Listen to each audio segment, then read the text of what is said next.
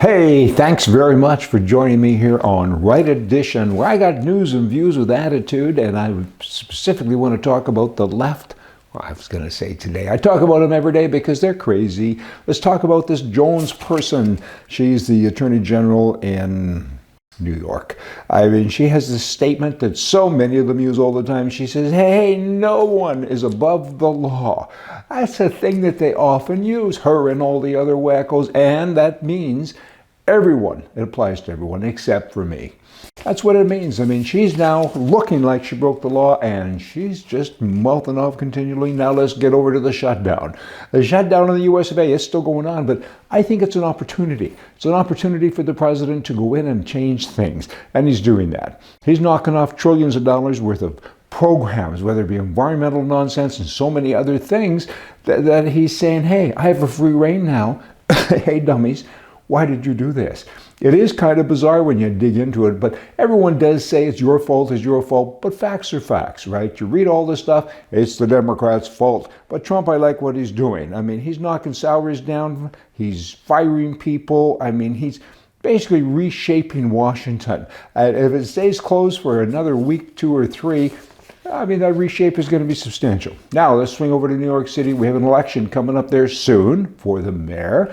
And if this guy wins, this guy, of course, being the communist, if he wins, it'll be amazing. Recently, it was discovered that there were 79 foreign donations made that are outstanding. Others were made, but monies were returned because they were caught. There's 79 that have been caught, but they're still outstanding. Which means it's kind of like I always say with regards to speeding. Driving down the highway, is this the first time you got a traffic violation? I don't think so. A speeding ticket? I don't know. You speed a lot, but you just got caught today and you get mad at the policeman. That's the normal reaction. That's what's going on here. He just got caught. I mean, is it a crazy thing or a bad thing that he's doing this? He's breaking the law. What do you expect? He's a communist. That kind of goes with their makeup. Now, let's talk about COVID. We haven't talked about that for a long time because we all want to forget it, right? It was a bad time. They locked us up and treated us badly. Anyway, now we have a doctor who is a kind of a famous, I guess, microbiologist, biologist. You'll get it. Doctor, I can't pronounce this stuff. I mean, they didn't teach us in grade 6 and 7. Dr. Whatever. Anyway, he's a prominent guy. And he has revealed that COVID injections damage the brain, takes away your intelligence, and makes you a different person. It destroys your willpower. Oh boy. And he goes on to say this is billions. I'm talking billions of people now who have been destroyed. And I guess they're in the process of being destroyed, and they're altered by these experimental injections, and the willpower is gone, and they got damaged, Hey, billions? Hey, I don't agree with COVID, but billions? I mean, I haven't seen many people walking around like me. Hey, Ottawa, Canada.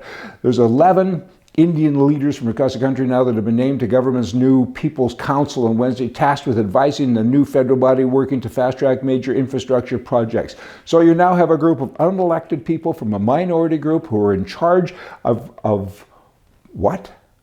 How can this be?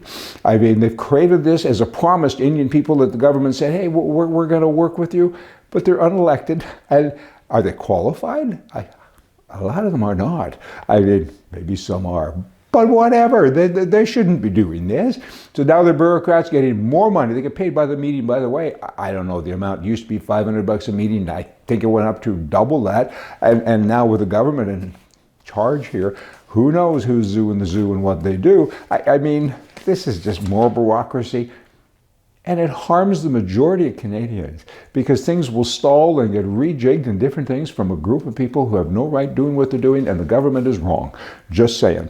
Now, you have federal and provincial laws that state that Canada and British Columbia and other provinces need to have free, prior, and informed consent on issues impacting Indian people. The Indian people now have been given so many powers. The UN is even involved. Can you believe that? The UN? I mean, they're involved in Canadian politics and Indian affairs. Well, they are. I mean, my understanding always is that Indians were given reservations they would have that land, and it's like a communal living, and monies would be given to them, and then they would merge into Canadian society. I think that's the way it was kind of intended. And then the reservations, I look at that and I think, hold it here. I've been to reservations where there's a lot of poor people and some enormously rich people. How did that happen? They went into the reservation and somehow they took land out and put it in their own names, and then did 99-year leases to white folk, and Canadian Tires were built and other things, right? And now they have revenue and they're making millions of dollars in some cases weekly. I mean, it's outrageous. And on that same reserve, you have people that own no land and they're poor. But it's government-owned land, but the Indians somehow have these leases. Do you understand all that? I mean, what the bloody heck happened? I mean, 1% of the country is Indian, 5% say they are. A lot of white guys with the cards because they get free stuff.